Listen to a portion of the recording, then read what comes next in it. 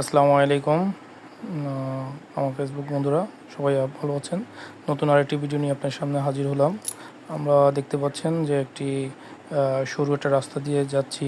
আসলে এখানে যাওয়ার খুবই একটা গুরুত্বপূর্ণ উদ্দেশ্য আছে। উদ্দেশ্য হচ্ছে আপনারা সামনে গেলেই বুঝতে পারবেন যে উদ্দেশ্যটা কী। তারপরেও বলে দিচ্ছি যে আসলে বিগত সরকারের আমলে যে কীভাবে দুর্নীতিগুলো হয়েছিল এগুলো খুবই স্পষ্ট এখানে দেখা যাচ্ছে। দেখুন, এখানে কোনো রাস্তাই নেই, অথচ সামনে একটি কালভার্ট আছে বিশাল। এখানে মনে হয় মিনিমাম 50 লক্ষ টাকা এখানে ইনভেস্ট করা হয়েছে, অথচ কোনো রাস্তার কোনো খোঁজখবর নাই। এখানে অনেকগুলো পরিবার এখানে বসবাস করে, কিন্তু দেখুন একটা রাস্তাই এখানে নাই। একটা মানুষ যদি কখনো অসুস্থ হয়ে পড়ে যায়, যে মানুষটা যে খুব সহজে যে দ্রুত যে তার ব্যবস্থা করতে পারবে বা তার জীবনের ঝুঁকি হ্রাস করতে পারবে, সেই হ্রাসের কোনো ব্যবস্থাই সে করতে পারবে না।